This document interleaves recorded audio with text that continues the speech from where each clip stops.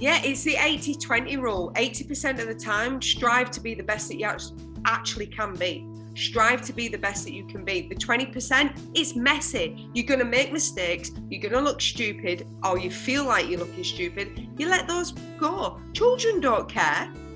If you look at a child, they do not care. It's not about being perfect. It's about experiencing. It's about getting things done. It's about having fun. It's not about, oh my God, this is not perfect.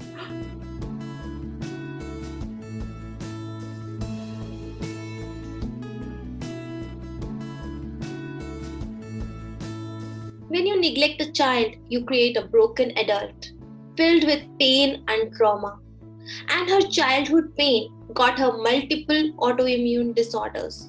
For 31 years of her life, she was surviving on 13 painkillers every day.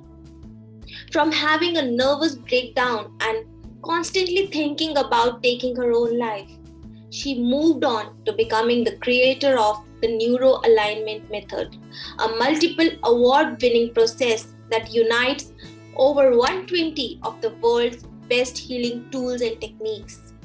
Welcome to Coaches on the Couch, the place where experts share their journey and inspire you to take action. My name is Pratishtha Bhalla. I am the founder and creator of Anxiety Free Leader and Coaches on the Couch. I will be your host for this show.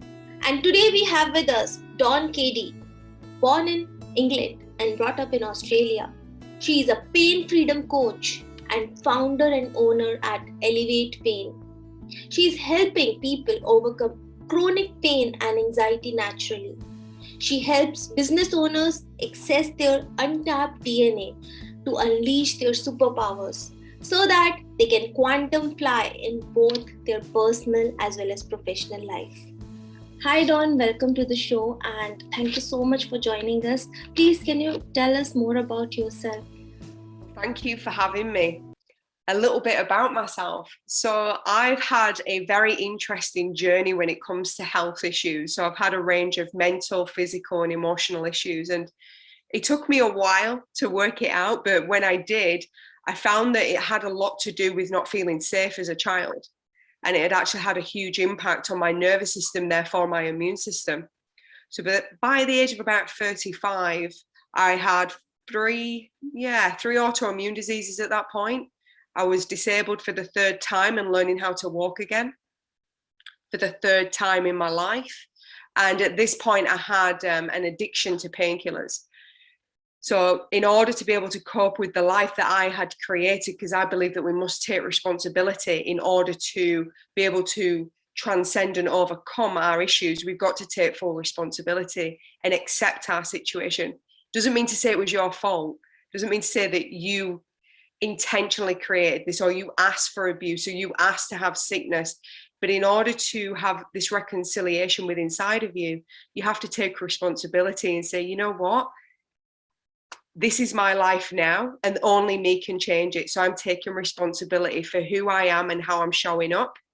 And that's pretty much the journey that I have been on for quite a number of years.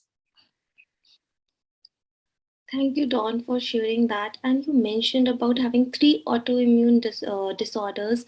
And as I introduced, I told that you had been suffering from it for 31 years and you were on 13 painkillers a day.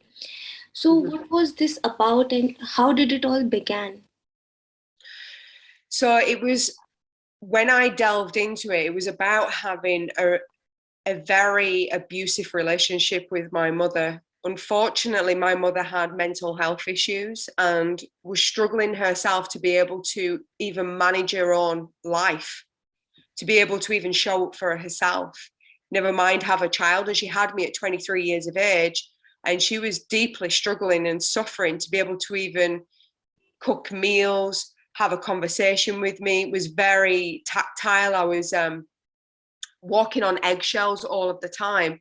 And when that's been your life from the day that you were conceived, because remember, when a woman is pregnant, all of her stress hormones are coursing through the baby as well. So my mum didn't actually want to have children. And I didn't find this out until I had my son. And I had a conversation with my dad, and he said, your mother didn't want to have kids. So that gave me a deeper understanding that my mum didn't want to have children, so therefore she was resentful of the pregnancy. And then to find out that she was having a girl, for my mum, she wanted a boy. It was almost like if she had a boy, it wouldn't have been so bad. And I was constantly reminded of that as a child. So this severe neglect of not being wanted, not being loved, not being heard, not being understood, led to, from age 1, I was suffering from chronic pain at age 1. So this started very, very early for me. And it was going through that journey and being able to, and I don't want to say this loosely, but being able to forgive my mum was a huge thing for me. And it took a very long time. It's not easy. And the journey started when I was 22. And it took me until I was like 37, 38 to be able to forgive my mother. It was a long process. Because obviously you've got to deal with, and I've seen previously you've spoken about, you've got to deal with the inner child. There's a lot of inner child work. You can't forgive someone if your inner child is not ready. You can't force and you can't push this. But what I've learned through creating the neural alignment method is that you can actually speed up the process through getting to the root cause early on, early stages, and being able to effectively hold the inner child. You see, I taught myself all of this, and then I went out and learned different modalities and tools and techniques. But because when people come to see me, it's already arranged of how this is going to be. And we just work like a dance. It's like the body and the mind will tell us when it's ready to delve into that, when it's ready to take this to the next level and the next step. So we have to honor the body. Very, very important that we don't push the body too far. Because when we push the body too far, there's getting more trauma. And we can actually create more chaos in the body, which then creates more disease and suffering.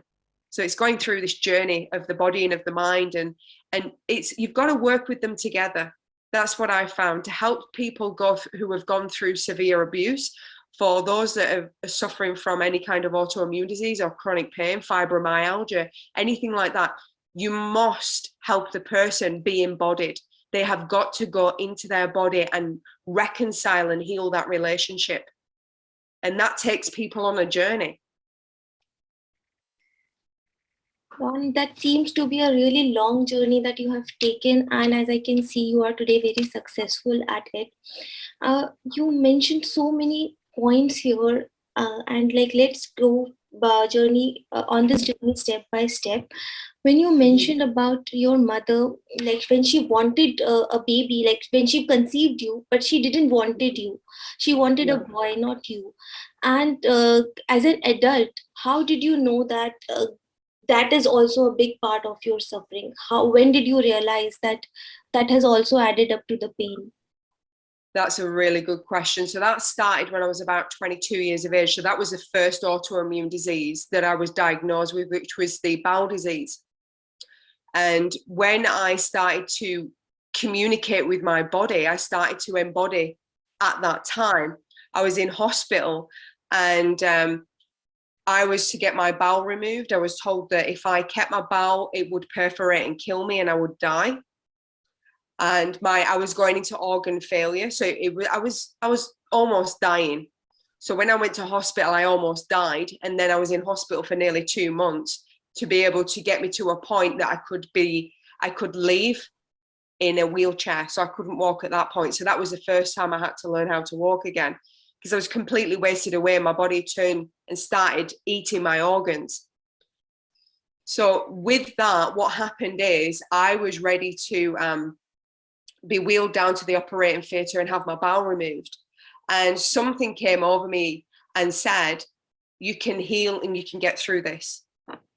Don't sign the papers. So I refused to sign the papers, and I lived in England at that point, and I refused to sign the papers. And from that, what happened is I started to have a conversation with my body. And I said, what's this about? What do you mean? And I didn't understand what I was doing. It was messy. I had no idea what I was doing, but it felt like my body knew that it would get through this. And if I had the operation, it would almost make the situation worse.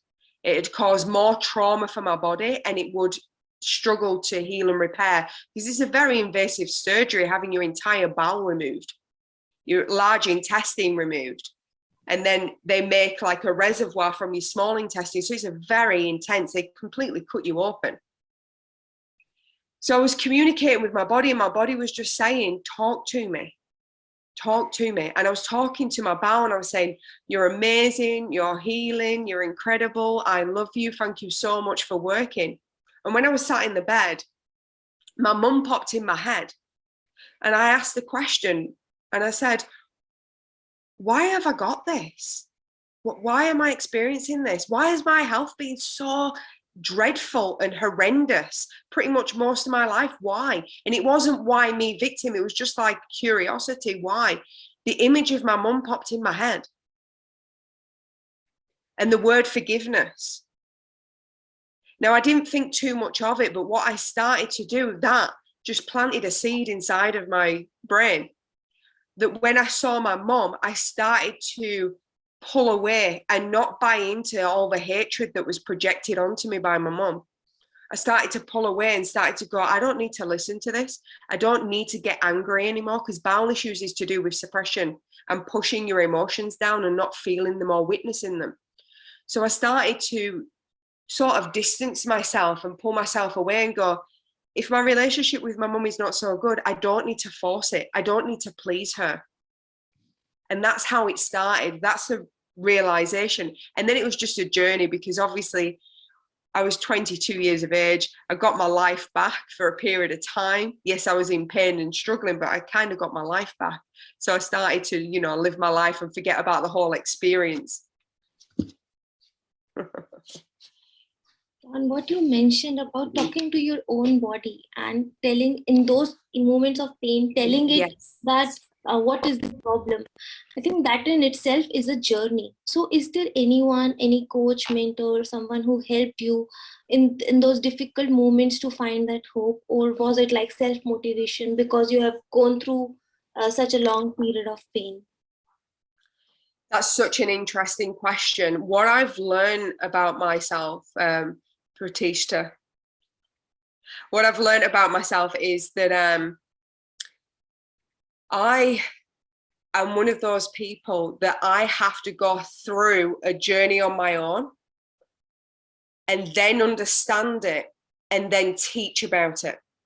So I've not actually had coaching around my health. It was almost like, in order for me to get through this, I need to coach myself to then coach other people. However, where I have had coaching is in my business, because it was almost like I was born to do this. I was born to learn about all these experiences. I was born to be able to heal through the mind and body connection.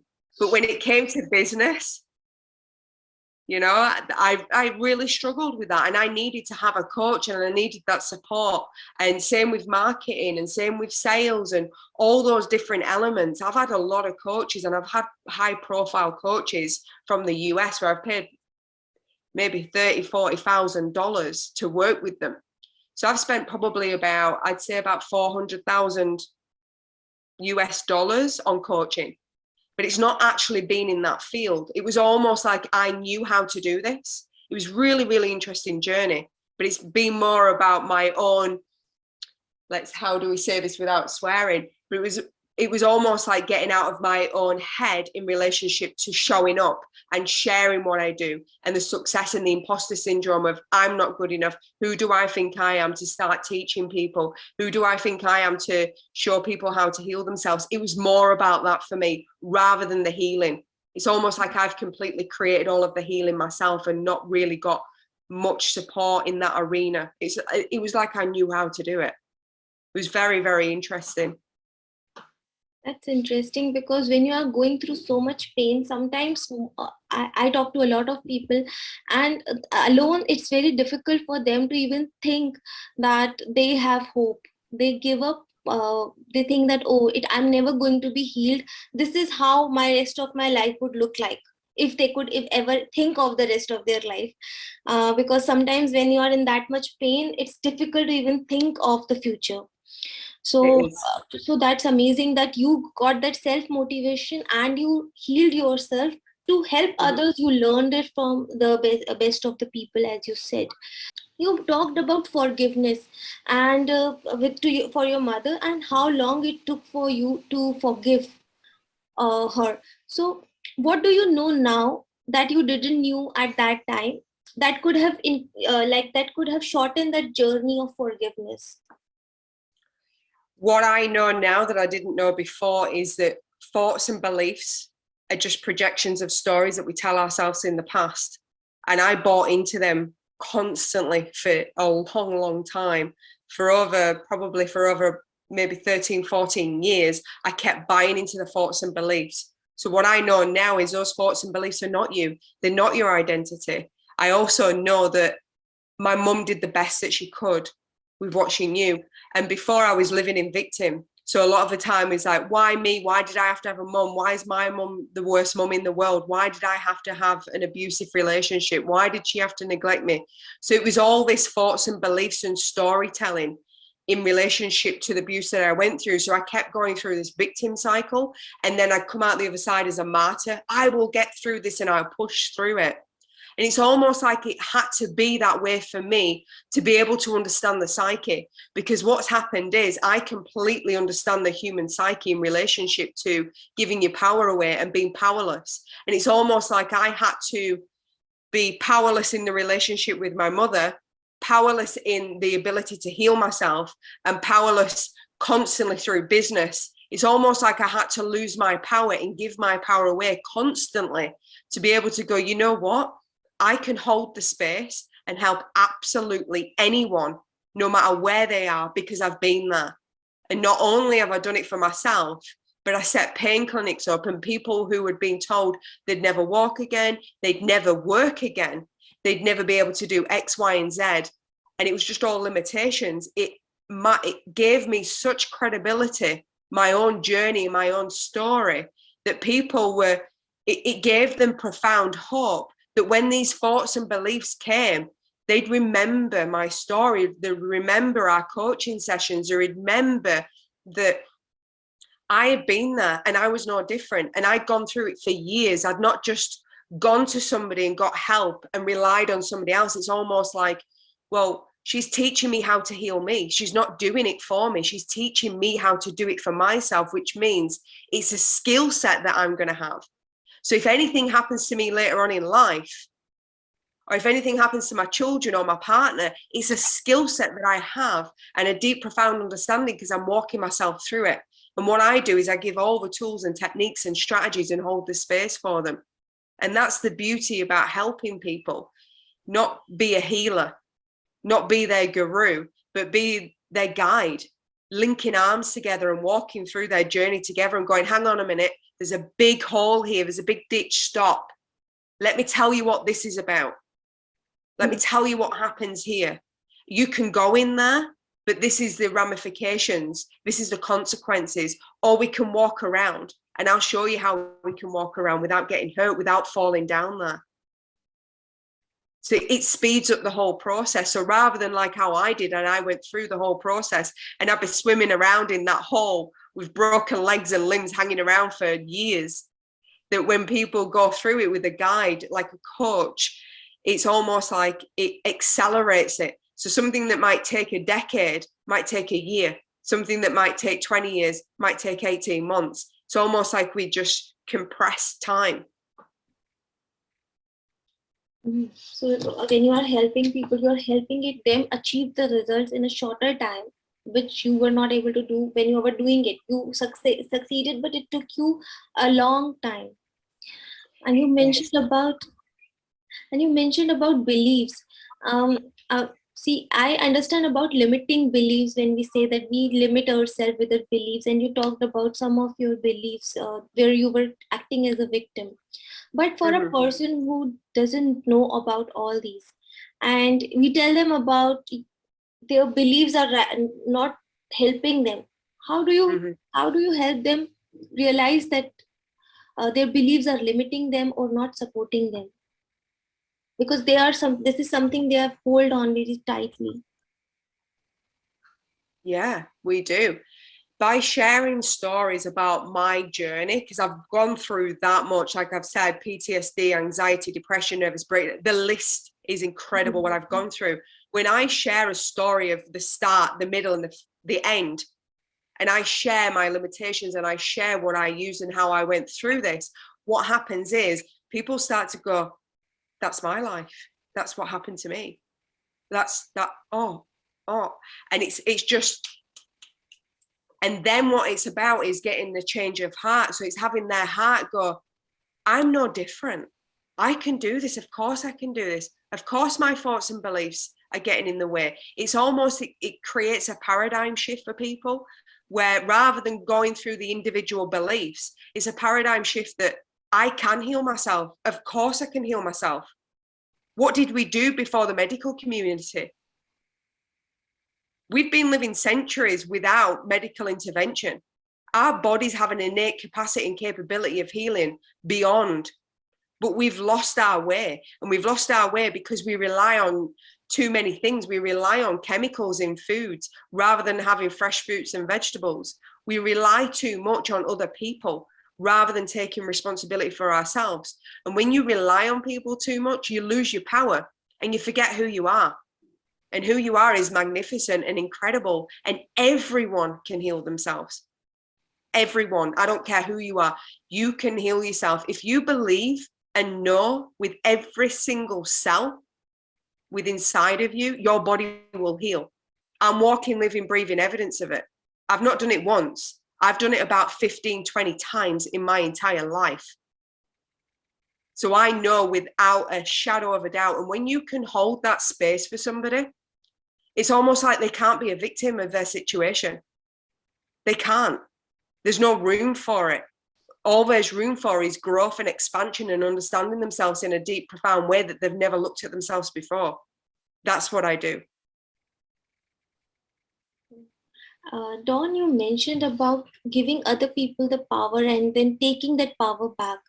But when we are in close relationships with people, we often give them the power because what they are doing or saying to us, it means a lot, even if consciously we are not accepting it, but it hurts. So how does one take their power back, especially when it comes to dealing with adults like parents or with children? Because so many times we don't want to do something, but our children want us to do that thing, and we do it but not feel happy about it. So is that also giving them the power, and if so, how do you take it back? So basically what we must do is we must have boundaries and standards. And in order to put boundaries and standards in place, you've got to understand yourself, and you've got to understand where your boundaries are for yourself. And you must practice that. If you don't have love and respect for yourself, how can you hold a boundary and a standard to be loved and respected external to you? You can't. It's impossible. So it's all about introspection. So if somebody's being disrespectful for you, rather than go, oh my God, they're so disrespectful, they're so rude, you go, interesting. And you completely cut the narrative, what's going on in your head. You cut the narrative, because the word interesting is curiosity, and curiosity goes into play. And when you start playing in curiosity, the mind wants to answer questions. It doesn't want to blame. It doesn't want to go, poor me. It looks for questions and solutions. And questions and solutions is how you actually change your life profoundly. So for example, if you have a mother, and we've all experienced it, I'm not going to sit here and say that I'm such an amazing parent, I'm a guru. I've had challenging times with my son. Children test boundaries beyond measure because it's their way of feeling safe. So if you don't have boundaries and standards in place, children don't feel safe. So they're constantly testing these boundaries for their own need for safety, security, and feeling safe in the world, and feeling safe that you are their parent and that they can trust you until they can fully trust themselves. Okay. So when you have a boundary issue, so say, for example, you say, your kid goes, mummy, I want you to do this. And then you say, no, you're the worst parent in the world, and I don't like you, and I wish you were my mom. And the list goes on of what children do, is rather than projecting and shouting at the child and going, You are so horrible to me. How dare you speak to me like that? I do everything for you. You're feeding the narrative between you and the child. The child doesn't feel safe.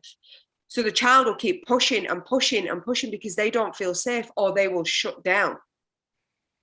So what you do in that situation and circumstances, you go, interesting.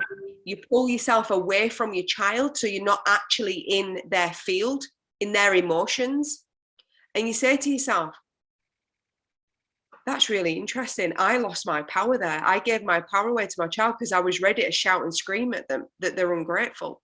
And you bring it back and you go, what had me lose my power? What was it about what my child said to me? What was it that hurt me? Why was my inner child, my wounded child, activated in that time?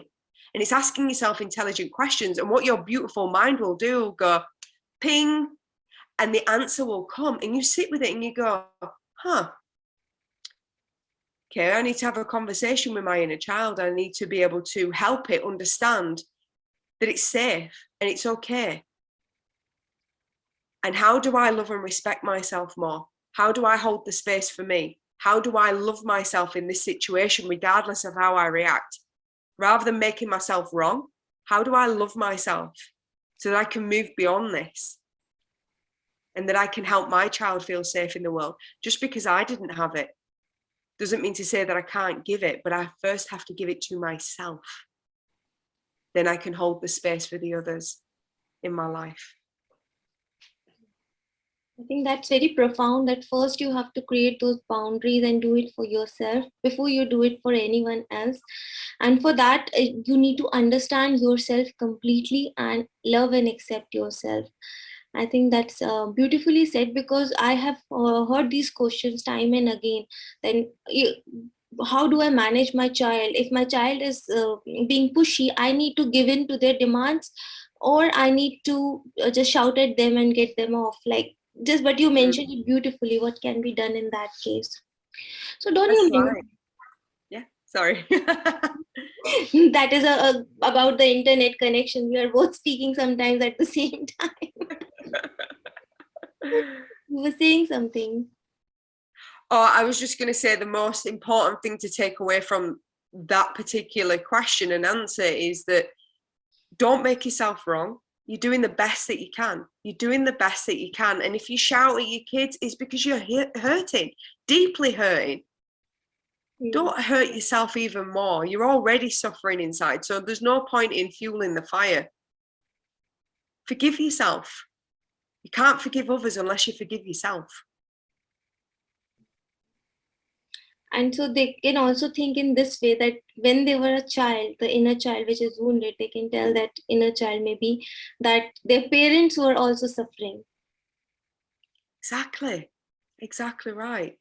The inner child has to be heard, and they have to say what's going on for them, and they have to be witnessed. And then you say, you were perfect. Your role was perfect. You did the absolute best that you could. And thank you so much for being there for me, for protecting me. But now is the time for me to take back my power. You have served in that role long enough now. It's been long enough. It's my turn. I'm the adult now of this life that we're creating together. And look at all the things that I've accomplished. You can trust me. It's safe. And it's having that gentle conversation, because it's about building trust. Your inner child doesn't trust you. And it doesn't trust you because we've been asleep. Most of us have just gone on with our life and our days completely asleep and not aware of what we're saying and doing, and just listening to this mind continuously. So the inner child is like, well, you don't really care about me. You've left me wounded and hurt for however many years. So you've got to build that trust with your inner child.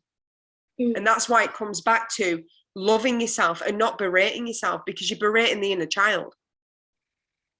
You're making it worse. Many people, they get confused when it comes to talking to the inner child, because they feel that, is this voice even true? Where is it coming from? I don't know.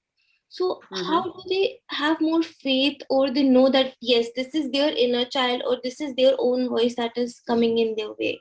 how do they make means many people who are at the logical point and they are not going to deep into it, they don't understand where is it coming from, and that adds on to their confusion. So how do you help them understand that this is their own voice? It's almost like when someone comes into a session with me, it's almost like the inner child is waiting. It's just waiting to be heard. And I can hear it through the words that they're saying, and certain words will pop out to me, certain sentences will pop out, and I will write them down. And what happens is, when I speak about those words, it's almost like I know exactly what to say to the inner child. And the inner child just comes up for the conversation, comes up and says, I'm ready. And it talks. And it's just, when a person experiences that one or two times with me, they're able to do it for themselves. They just know. It's just this profound knowing that once you've experienced it once or twice with any kind of practitioner, you will then know yourself. You will feel it. You will know it. It will be just a knowing. So that's why it's important to see somebody, because that's another thing that I hit against. I didn't know, and I was getting confused. And then I just watched I watched a video, and I was like, oh my God, it was always my inner child that I was talking to. It was always my inner child. My inner child was so prevalent in my life that I didn't even know who I was. I was predominantly my inner child for a very long time, because I had a lot of wounds. That's why it took me so long to heal, because my inner child was activated all of the time because of all the wounds that I had. Dawn, but people think that they don't need help in these issues. When even okay, once you have disease, you go to the doctor. But if you are like starting somewhere, you are having anxiety or panic attacks, you'd feel that I cannot go to anyone because people will think my mind is broken. Like there's something wrong with me. I cannot ask for help. Even if they're talking to their family members, sometimes they don't understand and they think that, oh, this child is now out of control, that child is mad. So how do you tell those people that they need to see a professional who can actually hold their hand and help them out, and for that they need to invest their time, energy, effort, money, everything? So how do you bring them to that place? Well, the thing is, to be able to work with someone like me, you have to be at that place. Otherwise, it won't work. You have to be able to be the one who turns around and says, enough is enough. I've gone to see all of these professionals. I'm still in the same situation. Nothing is changing. And you know what? I can't live like this anymore. I actually cannot live like this anymore. And you have to get to that breaking point, because no one can bring you there. No one can get you to that point where you take responsibility, that your life moving forward is no one else's responsibility but yours. And you have to get to that point. In relationship to investing time, it's got to come to a point where you're like, I can't live like this anymore. Time and money is irrelevant, because the life that I'm living right now, I might as well be dead. So what time and money means nothing. So people have got to be at that place. You can't, it's like there's a saying, you can take a horse to water, but you can't make it drink. It's the same thing.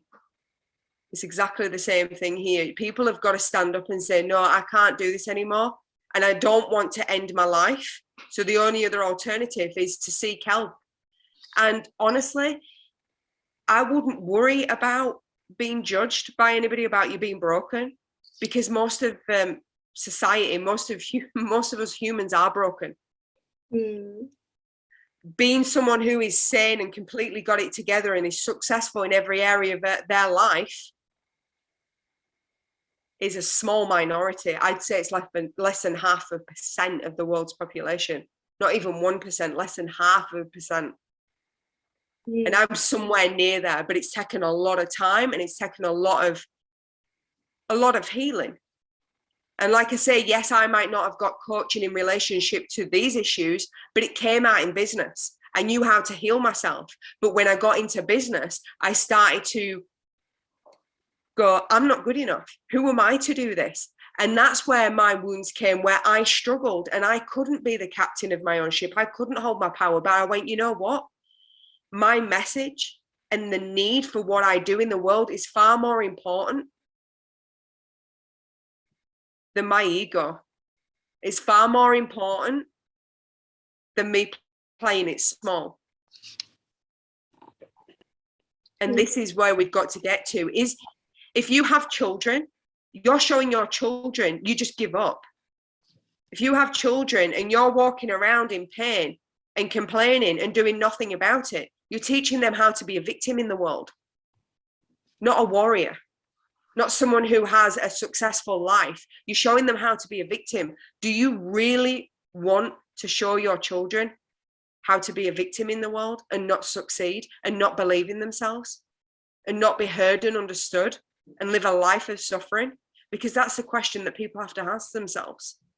Do you want to show up in the world like that and show your children, your grandchildren, your godchildren, your nieces, your nephews, however, who is around you? We need to show children that are coming through, the future of humanity, how to show up in the world. So it's not about us as an individual, it's about us as a collective pulling together and shifting and changing. Wow, that's beautiful and so profound that you are teaching your children how to show up in the world. Do you want them to show up as a victim, or do you want them to show up as a warrior? I think people who are struggling, that is a big message for them, that seek support. Don't try to fight everything yourself, because only 0.5% of the world population is perfect, and we don't even know how perfect it is. Like, we just see it from the outside, but we don't know how perfect it is. So perfection is a myth. Like, it took me a very long time to realize that perfection is a myth, but now I am like trying to do things imperfectly. Today I didn't had good lighting, but I am happy. So this I understand. This is something I'm also learning, because I was myself suffering from anxiety, and I was in the perfectionist syndrome, making everything perfect. So when you are telling me, I just remind myself, see, you are on the right path because you're not trying to be perfect, and it's okay to ask for help. Yeah, it's the 80-20 rule. 80% of the time, strive to be the best that you actually can be. Strive to be the best that you can be. The 20%, it's messy. You're going to make mistakes. You're going to look stupid, or you feel like you're looking stupid. You let those go. Children don't care. If you look at a child, they do not care. It's not about being perfect. It's about experiencing. It's about getting things done. It's about having fun. It's not about, oh my God, this is not perfect. Look at my lighting. I mean, my lighting's shocking right now. And I'm like, you can see my face. You can hear my words. That's all that matters. That's all that matters. I think your lighting is good. We started in the morning. It seems, and now it's night within 30 minutes. I know, it just goes so quickly. It just turns. It goes from it light, and then it just goes rapidly dark, like it's completely pitch black outside. Like that is what I was noticing. When we started, it was completely morning, and now it's completely dark. It's crazy. Yeah, it's crazy. Oh, so Dawn, I heard you about, like you mentioned about the DNA, helping business owners with some DNA and neuro alignment method. Can you tell us more about that? What is that? Yeah, so the neural alignment method, we'll start there. What that's actually about is it's about understanding your own psyche and understanding, and it's not linear, but there are steps and stages to go through when you're healing yourself. And the first one, as I always say, is about taking responsibility. Because like what you asked in the previous question, how do you get someone who is not willing to invest their time and their money? They're not taking responsibility. If they're not taking responsibility, they can't go through the journey. The first stage is set in stone. You have to take responsibility. And then we take them through the rest. And it's not about taking 100% responsibility. It's starting with 1%. 1% responsibility, saying, I'm 1% responsible for the life that I've created and the life that I'm going to create. And I don't like how my health is. I don't like how my mental health is. I don't like what I've created. So I'm going to take that 1% responsibility and I'm going to do something about it. And then it's going on to the acceptance. And it's taking it through the acceptance and going, I accept that my life is horrendous, or I accept that my life is not what I expected. I accept my situation for what it is. I accept that it's not what I wanted to create, but it is what it is. And it's getting people to that point. So we take them through these different stages. And the third stage, which is profoundly helpful, is hope. As you've mentioned before, hope comes and goes. But what we do is we help create a deep foundation of hope that they will never go back to that state of despair. It will never, ever happen again, because we've stacked enough evidence that there is enough hope within inside of themselves that they can create the life that they want. And then it's taking them to belief and beliefs. So belief and beliefs is about believing in yourself.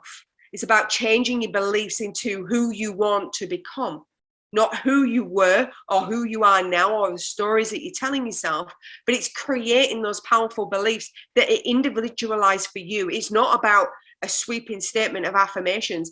It's deeply understanding who you are as a person, what you want to create in your life, to then create the beliefs and then the belief in you. Believing in yourself. And then it's going into the stage of knowing, where it's a given. I know who I am. I know how I show up in the world. I know what I'm creating. And I profoundly and deeply trust myself. And I show up no matter what. And I don't give up. And you know what? I see that this is a playground. I see that the world and the life is a playground. And then it's taking them to the be and do, where they're actually the person that they're becoming. They're doing and being the things that that person is. So it's almost being and doing who you want to be in 5 or 10 years time. And rather than waiting a 5 to 10 years time and changing that, it's about doing it right now and being who you want to become. And the neural alignment method wires the brain in alignment to that, who you're becoming and who you want to be. And everything just drops into place, because once you've got your mind on board, your body is on board, because it goes, that sounds amazing. I feel so much better when I'm thinking and feeling and experiencing the world this way. And then what happens is it shifts and changes your DNA.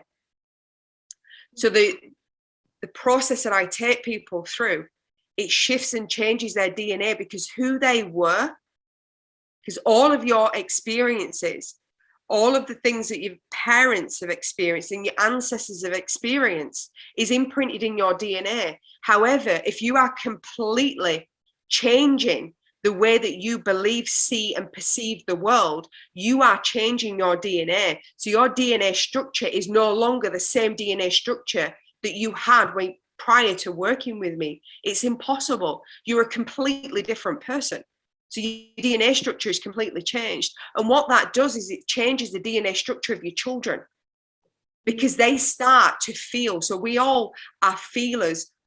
Believe it or not, we feel everything, whether we accept it or not. We feel everything. Our nervous system assesses situations and circumstances. Same with children. Is this safe or is this not safe? But if you're walking and being the person that you want to be and who you are becoming every day, not only does it change your DNA, but it completely changes the environment that you're living in. And when you change your environment that you're living in by showing up for yourself, it changes your children profoundly. Changes people's businesses. Like I've had a client the other day. It was her first session, and she made $10,000 the next day because we profoundly shifted her DNA in one session. So the results that I'm getting with people are incredible, because I don't go on a surface level. I go so deep that it completely changes who they are on a cellular level, therefore a DNA level. So when you are changing yourself, you are healing yourself completely, and whatever your ancestors, your parents have suffered, you no longer suffer that. So your DNA changes, and also it impacts your children, your business, and other areas of your life. So you actually start living a different life that you were living before it, as you were saying. Exactly right. Exactly right. The old you and the old life can no longer exist, because who you are becoming is a higher vibrational frequency.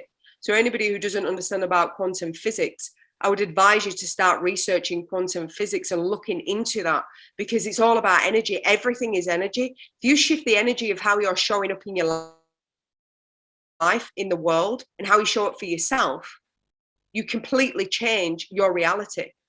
So shifting on all of those levels changes your reality. Therefore, it changes the outcome. Yeah, Your DNA has to upgrade in order to be the person that you are. It can't be left behind. I think that is in itself a big discussion when we are talking about quantum physics, vibrations, how vibrations are impacting our life. I think that is something we would need to call you again and we would need to discuss it. I think that is in itself a big topic, because changing your vibration, what I experience is like, if by just saying be positive, I am positive, it doesn't happen. It doesn't happen at a word level, and to take it to that next level, it is a big journey in itself. So with your permission, we'll keep it for another session.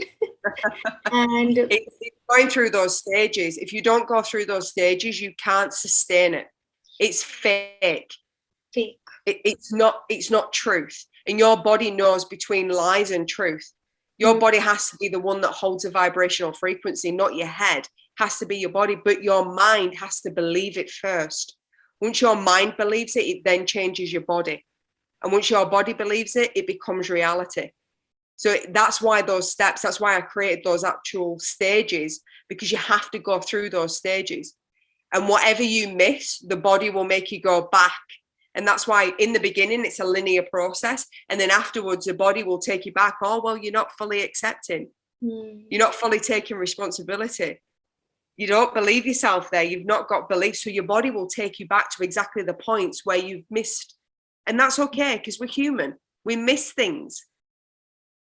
The body shows you where you've gone wrong. Trust me. It shows you everything. Yeah, I totally agree to you, Dawn.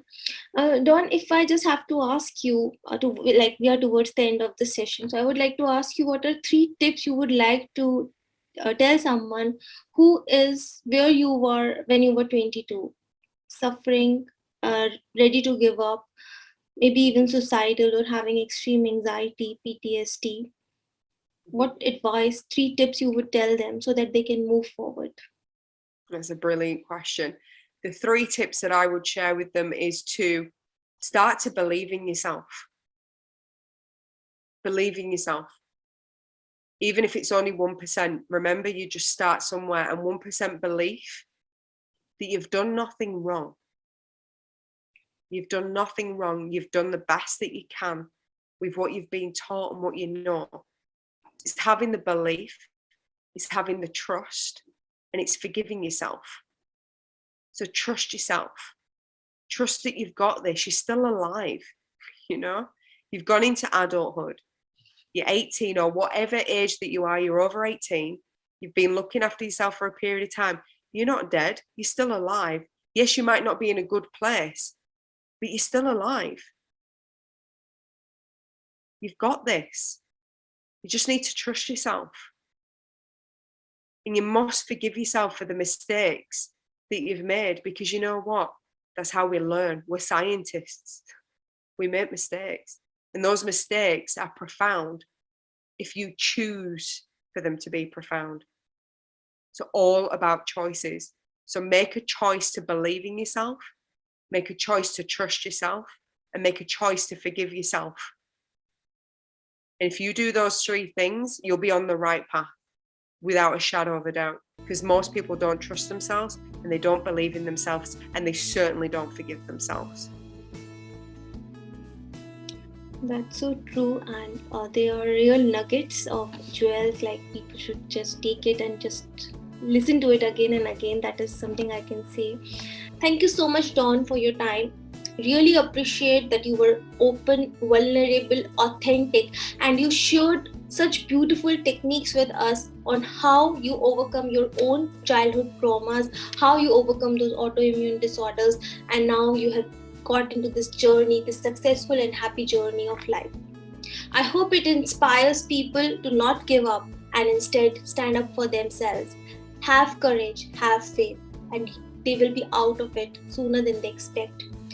To all the audience who have been listening to us, or you are watching us on YouTube, please make sure you subscribe to the channel. If you're on YouTube, hit the bell icon so that you can get notified whenever we are ready with the next coach. So next week I'll be back with another amazing coach.